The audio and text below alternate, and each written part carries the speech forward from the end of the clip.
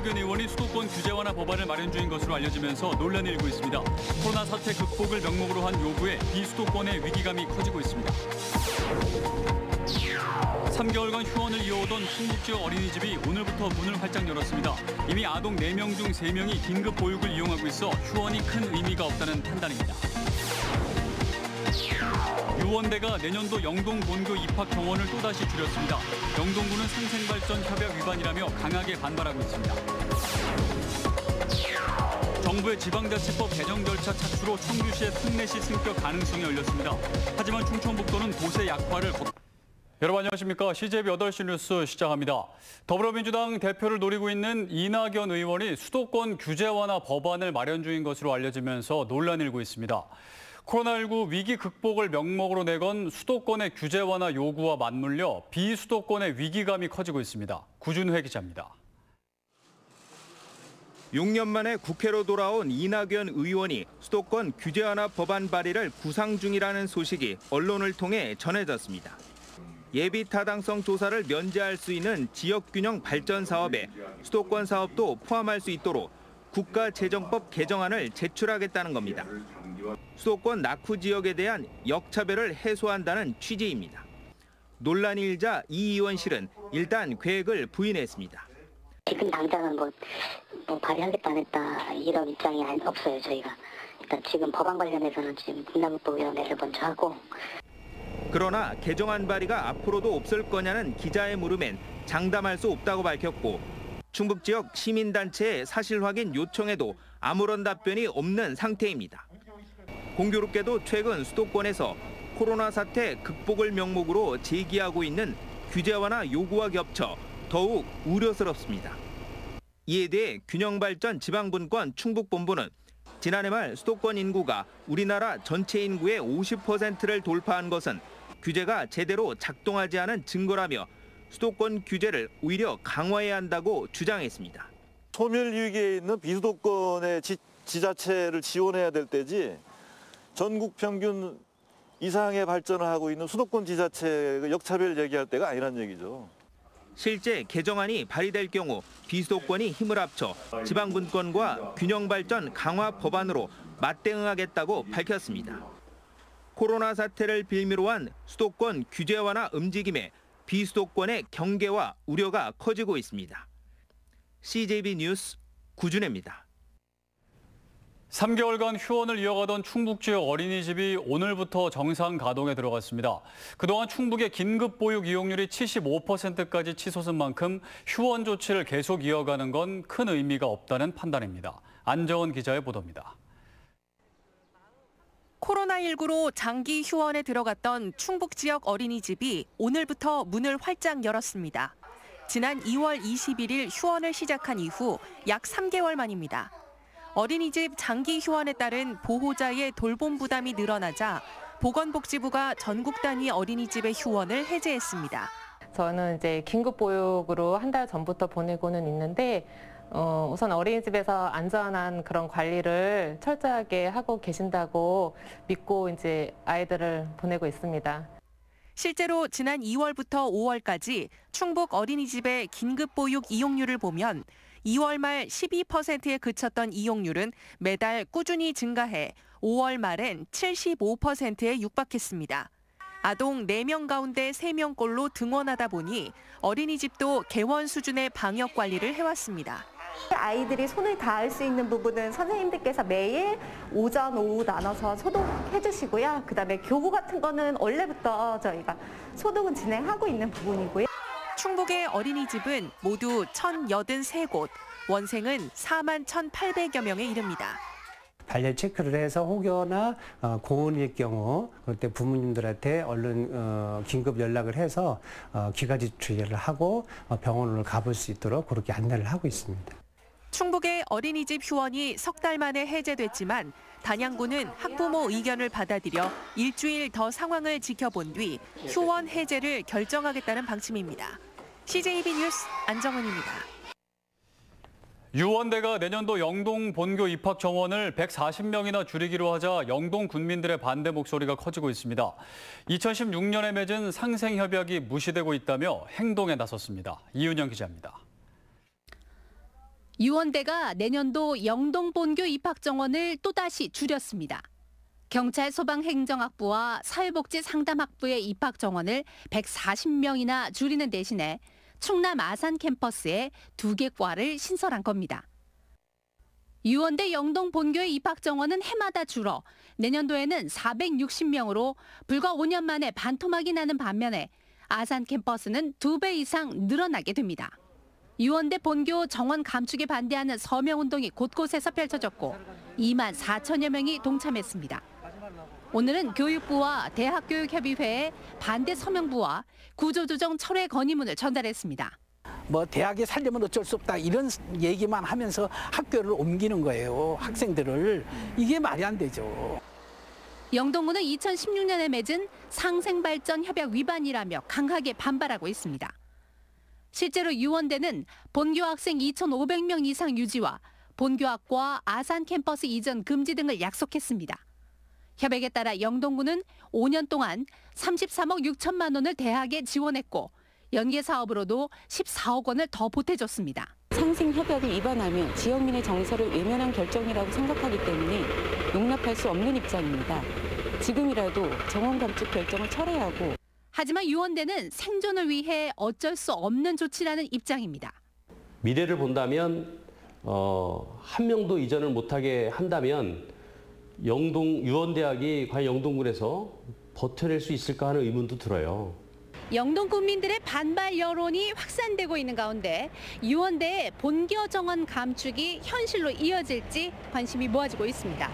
CJB 뉴스 이윤영입니다. 정부가 지방자치법 개정 절차에 착수하면서 청주시의 특례시 승격 가능성이 열렸습니다. 하지만 충청북도 입장에서는 도세 약화를 걱정하지 않을 수 없는 처지입니다. 기대와 우려가 교차하는 상황, 이태양 기자가 취재했습니다. 행정안전부가 21대 국회 제출을 위해 최근 입법 예고한 지방자치법 전부 개정 법률안에는 인구 50만 이상 도시 중 도청 소재지 등 행정 수요가 많은 도시를 특례시로 지정할 수 있다는 내용이 포함됐습니다. 이에 따라 청주시도 특례시로 지정될 수 있는 단초가 마련된 셈입니다. 특례시로 지정될 경우 기초자치단체의 지위는 유지하지만 광역시급 행정재정적 권한과 자치 권한이 주어집니다. 부시장이 한 명 더 늘어나는 등 조직이 확대되고 자체 지방연구원을 설립할 수 있으며 자체 지방채 발행도 가능해집니다. 기존 도지사의 승인 없이는 불가능했던 택지개발지구의 지정이나 사립박물관 등의 설립도 시장 권한으로 가능해지면서 행정 절차를 줄일 수 있습니다. 지방연구원을 좀 만들어서 그런 도움을 좀 받을 수가 있고 도시개발 측면에서도 시 나름대로의 계획에 의해서 추진할 수가 있습니다. 하지만 충청북도에 미칠 파장도 함께 숙고해야 한다는 의견이 적질 않습니다. 인구가 1,000만 명이 넘는 경기도와 달리 충북은 164만 명에 불과해 제1도시 청주시의 특례시 승격이 필연적으로 도세 약화를 불러올 것이란 얘기입니다. 청주시가 특례시로 전환되면 청주시 지방세수는 증가하지만 도 재정은 다소 줄어들게 됩니다. 도세 징수액의 10%가 청주시로다가 추가로다가 저희들이 교부하는 그 부분이 있기 때문에 도 입장에서 봐서는 세수가 좀 감소될 걸로 보고요.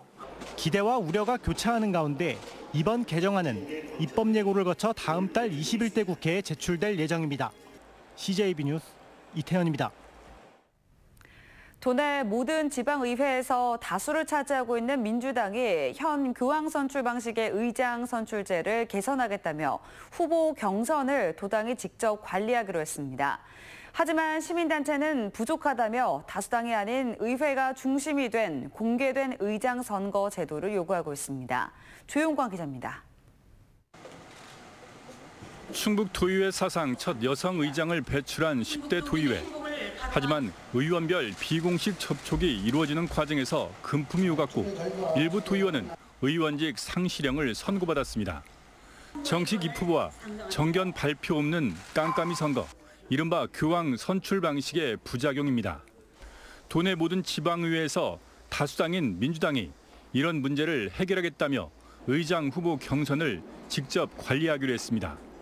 공식 입후보 절차를 거쳐 경선을 치르겠다는 겁니다. 이는 다수당에서 결정하는 의장 후보가 본회의에서 의장으로 선출되는 관례를 전제로 한 겁니다. 사실상의 다수당에서 의장 후보자를 정하는 그것이 관건이고 그 속에서 이루어지는 선거가 공정하고 공평하고 공개적으로 이루어져야만 합니다.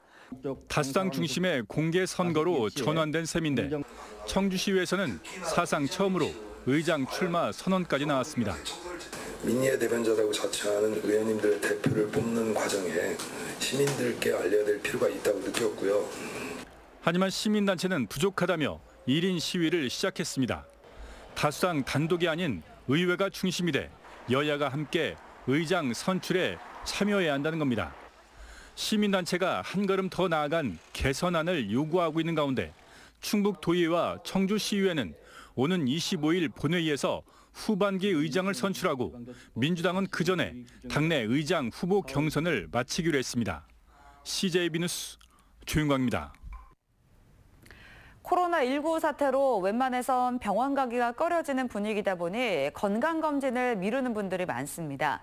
하지만 검진 시기를 미루는 건 본인에게 전혀 도움이 될 리가 없습니다. 진기용 기자입니다. 코로나19가 시작된 올해 초부터 건강검진을 받는 사람이 크게 줄었습니다. 지난해보다 1분기 일반 건강검진 수검자는 14% 넘게 줄었고 특히 3월 한 달 동안은 무려 60% 넘게 감소했습니다. 코로나19 감염 우려로 의료기관 방문을 자제하는 분위기 때문인 걸로 풀이되는데 건강검진을 미루면 각종 질환을 키워 치료 시기를 놓칠 수 있습니다. 각종 암의 조기 발견에도 도움이 되질 않습니다. 당뇨나 고혈압, 고지혈증 등 만성질환과 심혈관계 질환도 검진을 통해 막을 수 있는 대표적 질환입니다. 건강검진은 숨겨진 만성질환이나 암을 조기에 발견할 수 있는 좋은 방법입니다. 적절한 치료 시기를 지나 발견하게 된다면 이에 따른 사망률이나 합병증이 증가할 수 있으므로 주기적으로 건강검진을 받는 것이 좋습니다. 또 건강검진을 미루다 연말에 한꺼번에 검진 인원이 몰리게 되면 원하는 검진 항목을 못 받을 수도 있고 적절한 치료와 사후 관리에도 영향을 미칠 수 있습니다. 실제 지난 메르스 사태 때도 검진 대상자들이 연말에 한꺼번에 몰리면서 검진 대란이 일어나기도 했습니다. 사람들이 많아지면 우리가 해낼 수 있는 역량이 있기 때문에 그 역량을 초과하게 되면은 무리하게 진행할 수도 있고 무리하지 않고 한도 내에서 진행하기 위해서는 못하는 경우가 생길 수 있습니다. 긴급재난지원금으로도 건강검진 결제가 가능한 만큼 가급적 빠른 시기에 검진을 받는 게 좋다고 의료계는 조언하고 있습니다. CJB 뉴스 진기훈입니다. 과수구제역으로 불리는 과수화상병이 음성에서도 확진됐습니다. 충북농업기술원은 충주 10곳, 제천 4곳, 음성 1곳이 추가로 화상병 확진 판정을 받았다고 밝혔습니다. 의심 신고가 접수된 지난달 13일 이후 현재까지 화상병 확진 농가는 75곳입니다. 오늘 오전 2시쯤 옥천군 이원면 이원대교 인근 금강에서 배를 타고 다슬기를 잡던 주민 2명이 침몰 위기에서 119에 가까스로 구조됐습니다. 구조 당시 배는 4분의 3가량이 물에 잠긴 상태였습니다. 소방당국은 배 밑부분이 무언가에 부딪히면서 침수한 것으로 보고 있습니다. 이상으로 CJB 8시 뉴스를 모두 마칩니다. 시청해주신 여러분 고맙습니다.